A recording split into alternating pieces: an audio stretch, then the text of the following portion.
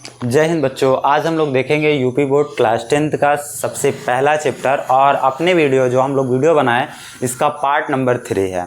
ठीक है, चैप्टर का नाम आप देख रहे होंगे रासायनिक अपक्रियाएं एवं समीकरण है। ठीक है, इसमें चलते हैं सबसे पहले और जो हम लोग पढ़ चुके हैं इसके आगे से देखते हैं। कहा है कि रासायनिक अपक्रियाओं के प्रकार। तो रासायनिक अपक्रिया के जो प्रकार होते हैं वो कितने प्रकार के होते हैं। तो सबसे पहला इसमें हम लोग देखते हैं संयोजन अपक्रिया। तो ऐसे ठेठ भाषा में समझिए कि संयोजन अपक्रिया किसे कहते हैं। जैसे बहुत सारे चीज़ों को एकत्र कर दिया जाए उसे ही संयोजन अपक्रिया कहते हैं।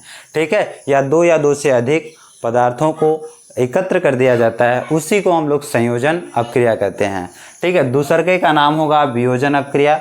वियोजन अपक्रिया उसे कहेंगे कि कोई भी वस्तु को अलग एक से अलग कर दिया जाए उसी को वियोजन कहते हैं। मतलब कि आपने हटा दिया तो वियोजन अपक्रिया हो गया। बात समझ गए कि नहीं समझ गए। ठीक है, तो आइए इसमें सबसे पहले देखते हैं संयोजन अपक्रिया। ऐसी अपक्रियाएं जिसमें दो या दो से अधिक अभिकारक मिलकर एकल उत्पाद, ठीक है, यहाँ पर एकल उत्पाद का निर्माण करते हैं तो उसे हम लोग क्या बोलते हैं बच्चों, संयोजन अपक्रिया बोलते हैं। और एग्जाम्पल में आप देख रहे होंगे, एग्जाम्पल में यहाँ लिखा है कार्बन प्लस यहाँ पर ऑक्सीजन लिखा है। ठीक है, कार्बन जो होता है वो सॉलिड, एस मतलब सॉलिड फेम में होता है, ऑक्सीजन जो होता है जी मतलब गैस फेम में होता है। ठीक है, और ये जो एरो होता है ये हमको उत्पाद के बारे में बताता है। और इसके पहले भी हम लोग बात कर चुके हैं कि इन दोनों को मिलाएंगे तो क्या कहेंगे। ठीक है, और ये बनकर तैयार होता है तो इसे क्या बोलते हैं, उत्पाद बोलते हैं बच्चों। ठीक है, तो इसको जब हम लोग मिलाएं तो ये क्या बन गया, कार्बन डाइऑक्साइड बन गया। और कार्बन डाइऑक्साइड किस में रिलीज होती है, गैस में। मैंने अभी आपको बताया था कि यदि दो चीज़ें आपस में मिलेगी तो उसे हम लोग संयोजन अपक्रिया कहते हैं। फिर ठीक है, तो यहाँ तक आपको समझ में आया और एग्जाम्पल के साथ में आपको समझ में आया। ठीक है, अब हम लोग दूसरा, पहला तो हो गया, अब हम लोग दूसरा देखते हैं। कहा है वियोजन अपक्रिया किसे कहते हैं। ठीक है, ऐसे बोर्ड में पूछ सकता है कि बताइए संयोजन और वियोजन में अंतर बताइए। संयोजन अपक्रिया किसे कहते हैं, वियोजन अपक्रिया किसे कहते हैं। ठीक है, तो इसमें कहा है जिस अपक्रिया में एकल अभिकर्मक टूटकर क्या होकर, टूटकर छोटे छोटे उत्पाद में प्रदान होते हैं। ठीक है, ये प्रदान एक ही यहाँ पर लिखना है, प्रदान कर देता है या प्रदान करता है। ठीक है, प्रदान करता है उसे हम लोग क्या बोलते हैं, वियोजन अपक्रिया बोलेंगे। ठीक है, जैसे यहाँ पर अभी हम लोग कैल्शियम कार्बोनेट लिखे हैं। ठीक है, तो देखो इसी का नाम हम लोग चूना पत्थर भी होता है और ये सॉलिड फेम में होता है। ठीक है, जब इसमें हम लोग ऊष्मा प्रदान करेंगे बच्चों तो ये देखो कैल्शियम ऑक्साइड में टूटकर ये कार्बन डाइऑक्साइड रिलीज करेगा और इसी को हम लोग बोलते हैं बच्चों बुझा हुआ चूना। ठीक है, हम लोग घरों में बहुत से दादाओं लोग जो होते हैं वो लोग चूने को खाते हैं। तो ठीक है, इस चूने को लाते हैं और जैसे ही पानी में डाल देते हैं, ठीक है, वो उबल कर इस फेम में आ जाता है। ठीक है, इस फेम में आएगा और इसमें से कार्बन डाइऑक्साइड रिलीज हो जाती है। ठीक है, तो यहाँ तक बच्चों आपको समझ में आया होगा कि ठेठ भाषा में भी आप समझ चुके होंगे कि वियोजन अपक्रिया किसे कहते हैं और संयोजन अपक्रिया किसे कहते हैं। हम लोग साइड होते हैं, आप इसको रिसीव करिएगा। ठीक है, मतलब एक स्क्रीनशॉट लीजिए, फिर आगे हम लोग देखते हैं। करते हैं बच्चों कि आप एक इसका स्क्रीनशॉट ले चुके होंगे। अब हम लोग देखते हैं इसी की अगली हेडिंग देखते हैं। इसमें दिया है सबसे पहले जो हेडिंग का नाम है द्विविस्थापन अपक्रिया। तो एग्जाम में आपसे पूछेगा कैसे कि द्विविस्थापन अपक्रिया के बारे में बताइए और उदाहरण सहित बताइए। ठीक है, तो इसके बारे में हम लोग समझते हैं। देखिए, द्विविस्थापन अपक्रिया किसे कहते हैं, वे अभिक्रियाएं जिनमें अभिकारकों के बीच आयनों का आदान प्रदान किया जाता है उसे हम लोग द्विविस्थापन अपक्रिया कहते हैं। अब आयनों का मतलब ये होता है बच्चों कि कोई आयन प्लस होगा तो कोई माइनस होगा।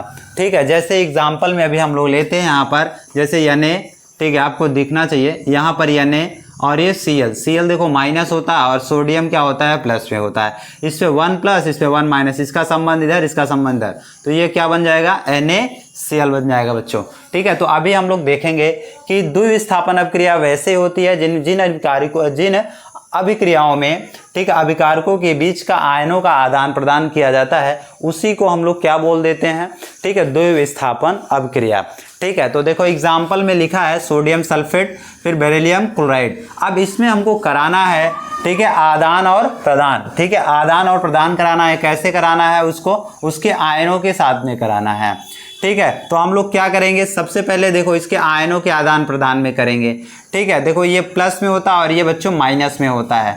ठीक है, तो यहाँ पर हम लोग लिखेंगे NaCl लिखेंगे। बात समझ गए, Na लिखे Cl। अब आपको दुविधा होती होगी बच्चों कि यहाँ पर 2 है और यहाँ पर कितना है, 1 है, यहाँ पर Cl 2 है, यहाँ पर Cl 1 है। तो अभी ये सब बेसिक स्ट्रक्चर्स होते हैं, क्लास 9th का होता है बच्चों। ये सब आपको पढ़ने के लिए क्लास 9th में धनात्मक ऋणात्मक जो सूत्र बनाए जाते हैं वो आपको अच्छे से पढ़ाया गया होगा। ठीक है, नहीं तो अभी मैं इसको देखता हूँ कैसे होता है। ठीक है, फिर उसके बाद दूसरे नंबर पर हम लोग देखते हैं इसको। ठीक है, तो यहाँ पर लिखेंगे Ba क्योंकि ये धनात्मक होता है और ये सल्फेट ऋणात्मक होता है, SO4 होता है। ठीक है, तो बच्चों यहाँ पर आपको समझ में आया होगा कि देखिए Ba पे कोई नहीं, ठीक है, SO4 पे कोई दिक्कत नहीं, पर यहाँ पर Cl पे 2 है, यहाँ पर Cl पे अकेला है, पर यहाँ पर सोडियम 2 है, यहाँ पर सोडियम अकेला है बच्चों। तो ये सारी चीज़ें हमको कैसे समझ में आएगी। ठीक है, तो क्यों 2 आया, ठीक है, क्योंकि यहाँ देखते हैं, जहाँ पर आप देखते रहो, ठीक है, आपको समझ में अच्छे से आ जाएगा। ठीक है, तो इसको भी देखते रहिएगा। ठीक है, यहाँ पर Na होता है और सल्फेट को अलग लिखते हैं, SO4। अब देखिए SO4 पे जो बच्चों होता है वो -2 होता है, इस पे +1 होता है, तो इसका प्लस यहाँ 1 लिखते हैं, इसका यहाँ -2 लिखते हैं। तो बच्चों इसका संबंध इसके साथ कराते हैं, इसका संबंध ये इसके साथ कराते हैं, जो कि सोडियम सल्फेट बनकर तैयार होगा। ठीक है, तो क्या बनेगा देखिएगा आप, सबसे पहले क्या लिखेंगे, Na। ठीक है, अब देखो Na का तीर इधर गया है तो इसके पास 2 लग जाएगा। अब देखो SO4 के यहाँ 1 है तो यहाँ पर SO4 हो जाएगा। अब 1 लिखा नहीं जाता बच्चों। ठीक है, तो देखो यहाँ पर कैसे आया, बात आप समझ गए होंगे। ठीक है, अब इसे भी समझ लो कि इस पर भी 2 कैसे आया। ठीक है, आपको अच्छे से समझ में आ जाएगा। ठीक है, तो देखो मिटा रहे हैं, ये सब चीज़ें आपको आनी चाहिए क्योंकि ये सब क्लास 9th की चीज़ें होती हैं। ठीक है, आप देखो इसको Ba मतलब बेरियम, यहाँ पर Cl पे 1 - इस पे डबल प्लस, यहाँ पर 2, यहाँ पर 1, इसका संबंध है, इसका संबंध इधर। तो ठीक है, तो हम लोग लिखते हैं BaCl2। ठीक है, देखो BaCl2 बेरियम क्लोराइड बन गया कि नहीं बच्चों। देखो यहाँ तक बहुत आसान होता है, पर हमको केमिस्ट्री बहुत रियलिटी आराम से पढ़ना पड़े। ठीक है, तो हम लोग किसी चीज़ को भी आराम से केमिस्ट्री को कर सकते हैं। यहाँ पर भी तुमको अभी दिखा दिए थे। ठीक है, इसके पहले हम लोग अच्छे से जो सूत्र में बनते कैसे हैं, निर्माण कैसे होते हैं, वो सारी चीज़ें हम लोग देख चुके हैं। नहीं तो एक अगली सी वीडियो आप लोग कमेंट करेंगे। ठीक है, अच्छे से बताइएगा, नहीं समझ में आ रहा तो हम लोग एक अच्छे से इसकी वीडियो फिर से बनाएंगे। ठीक है बच्चों, तो यहाँ तक आपको समझ में आ गया। अब इसका नाम तो कोई दिक्कत नहीं है, इसका नाम होता है बेरियम सल्फेट हो जाएगा। क्या नाम हो जाएगा, बेरियम, यहाँ पर लिख लो बेरियम सल्फेट। ठीक, सल्फेट। अब देखो ये हो गया। अब ये सोडियम क्लोराइड होता है, क्या होता है बच्चों, सोडियम क्लोराइड। अब एग्जाम में आपको लिखना है तो द्विस्थापन तो आप ऐसे अच्छे से लिखेंगे और इसके एग्जाम्पल को भी लिखेंगे तो एग्जामिनर बच्चों 1 नंबर नहीं काटेगा। बात समझ रहे हैं यहाँ तक। फिर अभी हम लोग दूसरा देखते हैं आप। ठीक, अब दूसरी हेडिंग देखेंगे तो एक दिखता है, और देखो 2 प्रकार के होते हैं, एक उपचयन होता है, एक अपचयन होता है। एक क्या होता है, उपचयन होगा और एक अपचयन होता है। ठीक है, आप बात को ऐसे आप साधारण तरीके से समझेंगे तो समझ जाएंगे। ठीक है, जिसमें ऑक्सीजन की वृद्धि होगी, जिसमें ऑक्सीजन की क्या होगी बच्चों, वृद्धि होगी, उसे हम लोग उपचयन कहेंगे। जिसमें ऑक्सीजन की कमी होती है उसे हम लोग अपचयन कहेंगे। ठीक है, अब ऐसे साधारण से आप समझिएगा जब आप लिखिएगा इसका डिफिनेशन कि जिसमें ऑक्सीजन की क्या होती है, वृद्धि होती है, उसे हम लोग उपचयन कहते हैं। जिसमें ऑक्सीजन की कमी हो जाती है बच्चों, उसे हम लोग अपचयन कहेंगे। तो आइए देखते हैं, एग्जाम्पल सही देखेंगे। जब किसी पदार्थ में ऑक्सीजन की वृद्धि होती है तब उसे हम लोग उपचयन कहते हैं। अब यहाँ पर देखेंगे जैसे Cu है और प्लस में ऑक्सीजन है, दोनों को ताप दिया गया और आपस में मिले तो यहाँ पर कॉपर ऑक्साइड बन गया। क्या बन गया, कॉपर ऑक्साइड। ठीक है बच्चों, तो आप देखो क्या हुआ यहाँ पर। ठीक है, जो ऑक्सीजन था वो Cu के साथ में जाकर के मिल जा रहा है, तो जब मिल जा रहा है तो वृद्धि हो रही है, मतलब बढ़ रहा है। ठीक है, तो देखो अब यहाँ पर ऑक्सीजन 2 है, यहाँ पर ऑक्सीजन अकेला है। अब देखो तो हमको बैलेंसिंग बराबर करनी है, तो यहाँ पर हम लोग लगा देंगे 2। तो देखो यहाँ पर 2 Cu हो गया, 2 ऑक्सीजन, ऑलरेडी 2 ऑक्सीजन तो है ही। ठीक है, Cu यहाँ अकेला है तो यहाँ पर अपने से 2 लगा देंगे। ठीक है, तो यहाँ भी आपको समझ में आ जाएगा क्योंकि इसके पहले हम लोग जो रासायनिक को जो ये समीकरण को संतुलित करना है वो आगे हम लोग ये पहली वाली वीडियो में देख चुके हैं। तो आप उसको अच्छे से देखिएगा बच्चों, बहुत अच्छे समझ में आएगा। आप कमेंट में बताइएगा, नहीं समझ में आता है तो हम लोग फिर से अच्छे से देखेंगे। ठीक है, यहाँ तक बच्चों आपको समझ में आ गया। अब हम लोग देखते हैं अपचयन किसे बोलते हैं। जिसमें ऑक्सीजन की वृद्धि होगी उसे उपचयन, जिसमें ऑक्सीजन की कमी होती है उसे, ठीक है, अपचयन कहेंगे। ठीक है, तो देखो जब किसी पदार्थ में ऑक्सीजन की कमी होती है, ऑक्सीजन की क्या होती है, कमी होती है, तो उसे हम लोग क्या बोलते हैं, अपचयन कहते हैं। ठीक है, तो यहाँ पर आप देख रहे होंगे, देखो कॉपर ऑक्साइड है, यहाँ पर हाइड्रोजन है, पर कॉपर ऑक्साइड से, ठीक है, कॉपर से ऑक्सीजन निकल कर किसके साथ चला जा बैठा है, ठीक है, हाइड्रोजन के साथ। ठीक है, तो कॉपर से Cu हटा तो कॉपर अकेला हुआ। ठीक है, इसमें कॉपर के साथ में क्या हुई, कमी हुई। ठीक है, और हाइड्रोजन के साथ में ऑक्सीजन जाकर बैठ गया। ठीक है, तो इसकी वृद्धि हुई, इसकी कमी हुई, इसकी वृद्धि हुई। ठीक है, जब Cu में कमी होती है तो इसी को हम लोग क्या बोलते हैं, इसको अपचयन। ठीक है, क्या बोलेंगे बच्चों, अपचयन बोलेंगे। ठीक है, तो ये आपको पता होना चाहिए किसका सूत्र है, पानी का सूत्र है। बात समझ गया कि नहीं बच्चों, यहां तक आपको बहुत साधारण से और बहुत अच्छे से समझ में आया होगा। ठीक है, और ये सारे चीज जो हैं एग्जाम में बहुत अच्छे से पूछे जाते हैं। और आप एक बोलचाल भाषा में जो डिफिनेशन लिखी गई हैं बहुत छोटी छोटी डिफिनेशंस हैं। ठीक है, या हम ऐसे एग्जाम्पल सहित किसी को बच्चों लिखते हैं, ठीक है, तो आपको बहुत अच्छे से समझ में आएगा। ठीक है बच्चों, यदि आपको वीडियो अच्छी लगती है, ठीक है, समझ में भी आ रहा है, तो बच्चों सब्सक्राइब जरूर करिएगा और बेल आइकन को अपने ऑन करिएगा, जिनकी वीडियो हम लोग डालें तो आप तक जरूर पहुंचे।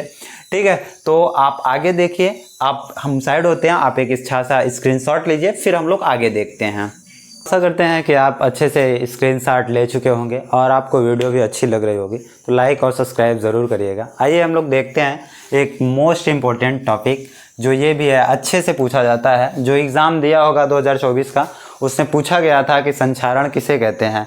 इनमें दोनों में से एक क्वेश्चन आपको अदरवाइज करके लिखना था, अथवा करके, तो जो आपको अच्छा लगता है, बहुत इजी वेस में है। ठीक है, संक्षारण किसे कहते हैं, जब कोई धातु में आर्द्रता, वायु, पानी, अम्ल आदि के संपर्क में आता है तो उसे हम लोग बच्चों क्या कहते हैं, संक्षारण कहते हैं। जैसे अभी हम लोग एग्जाम्पल में लिखते हैं कि जैसे कोई लोहा होता है और लोहे को आप बाहर रख दीजिए तो ये ऑक्सीजन के संपर्क में आता है। आर्द्रता मतलब होता है नमी। ठीक है, जैसे लाई है, लाई को बाहर रख दिया जाए, ठीक, तो देखो लाई आर्द्रता के संपर्क, ऑक्सीजन के संपर्क में आकर के, ठीक है, एकदम क्या हो जाएगी, मुलायम हो जाएगी। ठीक है, आप खाओगे तो मज़ा नहीं आएगा, करर के जगह आप पीस करके खाओगे, उसी को हम लोग बोलते हैं संक्षारण। ठीक है, और बच्चों इसको बचाया कैसे जा सकता है।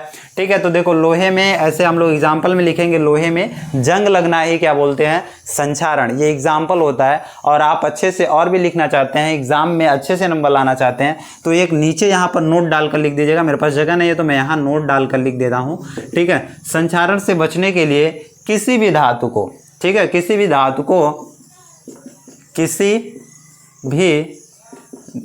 को, ठीक है, पेंट कर दिया जाए। क्या कर दिया जाए, पेंट कर दिया जाए। ठीक है, कर दिया जाए तो उसी में देखो संक्षारण रुक जाएगा। जैसे अभी एग्जाम्पल में होता है बच्चों, जैसे लोहा होता है, लोहा का देखो पेंट कर दिया जाता है। देखो पेंट कर देंगे तो वो मुरझा नहीं लगेगा। क्यों, क्योंकि ऑक्सीजन की आर्द्रता में नहीं आएगा। ठीक है, वो संपर्क में नहीं आएगा तो उसमें जंग नहीं लगता है। तो ऐसे हम लोग किसी चीज को भी बचा सकते हैं। अब हम लोग दूसरी हेडिंग देखते हैं। इसमें कहा है वृक्कगंधिता। ठीक है, अब इसे कैसे कहते हैं। ठीक है, ऐसे पदार्थ जिसमें वायु युक्त और तैलीय खाद्य सामग्री के वायु के संपर्क में आने पर वो अपचयित हो जाती है। जैसे एग्जाम्पल आप लोग देखते होंगे, जैसे कुरकुरे वगैरह खाते होंगे, तो कुरकुरे में देखो जब कुरकुरे को पॉलीथीन में पैक किया जाता है, ठीक है, तो उसमें से ऑक्सीजन गैस को निकाल कर उसमें नाइट्रोजन गैस भरी जाती है। कौन सी गैस, ऑक्सीजन गैस को निकाल करके नाइट्रोजन गैस भरी जाती है। इस वजह से कि आपकी जो चीज़ें होती है, जो पन्नी में कुरकुरे चीज़ें हैं, वो नाइट्रोजन की वजह से मतलब एकदम ताज़े बने रहें। और इसमें ऑक्सीजन भर दिया जाएगा बच्चों, एकदम मुलायम हो जाए, क्योंकि ऑक्सीजन बहुत तेज़ आर्द्रता की जैसे संपर्क में कराता है। ठीक है, तो इसी वजह से ऑक्सीजन को हटाकर हम लोग नाइट्रोजन गैस को प्रोवाइड करा देते हैं। ठीक है, वायु के संपर्क में आने से पहले अपचयित हो जाता है। अपचयित क्या होता है, उसको ऑक्सीजन क्या कर दिया जाता है, उसको हटा दिया जाता है। ठीक है, जिसमें वह पदार्थ स्वाद व गंध में परिवर्तन हो जाता है। मतलब ऑक्सीजन के संपर्क में रहेगा तो वो सारे पदार्थ किसी न किसी गंध और उसमें स्वाद में परिवर्तन हो जाएगा, गंध में परिवर्तन, वो गंध मारने लगेगा। ठीक है, तो इसी वजह से कहा जाता है कि ऑक्सीजन से बचाओ। ऑक्सीजन से जब बचाओगे बच्चों तो ठीक है वो जल्दी से ख़राब नहीं होगा। ठीक है, आप देखते होंगे चिप्स वगैरह को पॉलीथीन में रख करके, पॉलीथीन में जो रखी होती है, देखो उसमें जो रहता तो थोड़ा सा आइटम पर भरा पूरी तरीके से होता है, तो उसमें अंदर जो होता है नाइट्रोजन भरी होती है, और नाइट्रोजन भरी वजह से ही जो चीज़ें उसमें होती हैं, ठीक है, जो पदार्थ उसमें होते हैं, ठीक है, वो सभी चीज़ें क्या होती हैं, ताज़े बनी रहती हैं, कुरकुरे बनी रहती हैं, और आप दबा के खाते हैं और अच्छा भी आपको आता है। उसी में ऑक्सीजन डाल दिया जाए तो आपको खाने में भी स्वाद नहीं आता है। ठीक है, तो अब बच्चों यहाँ तक आपको समझ में आया होगा। ठीक है बच्चों, वीडियो अच्छी लगती है तो आप लाइक और सब्सक्राइब ज़रूर करिएगा, और लास्ट अपने भाइयों तक या अपने दोस्तों तक भेजने का प्रयत्न ज़रूर करिएगा, शेयर करने का प्रयत्न। यदि आपको कोई भी दिक्कत होती है, कोई भी टॉपिक में आपको दिक्कत है, ठीक है, वो आप इस नंबर पे व्हाट्सअप करिएगा 9935974891 पर आप व्हाट्सअप करिए या तो मैसेज करिएगा। आपको सभी जो चैप्टर्स हम लोग अच्छे से पढ़े, हर एक चैप्टर्स को सभी को हम लोग PDF प्रोवाइड करा देंगे, और आपके एग्ज़ाम आशा करते हैं बहुत अच्छे से जाएगा। देखिए क्या होता है कि आप गलत तरीके से करके एग्ज़ाम पास करेंगे, वो बात दूसरी होती है। आप पढ़कर एग्ज़ाम को पास करेंगे तो आपको आगे बहुत ज़्यादा काम देगा। ठीक है बच्चों, तो यहाँ तक आपको अच्छा लगा होगा। अब हम लोग मिलते हैं नेक्स्ट वीडियो में। आप इसका एक अच्छे से स्क्रीनशॉट ले लीजिएगा। बाकी जय हिंद।